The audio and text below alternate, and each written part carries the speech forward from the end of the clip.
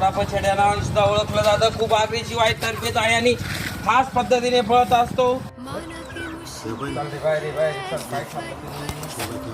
खूपच काय मोठा आहे.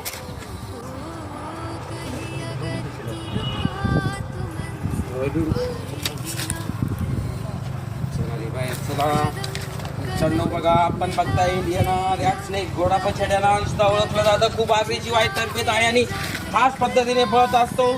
तर बघा, मंगेश भाऊ डायमा यांच्या घराच्या पाठीमागे बेटाच्या शोधात आलेला होता. आपण काळजी, सुरक्षितता आणि मेहनतीने रेस्क्यू केलेला आहे.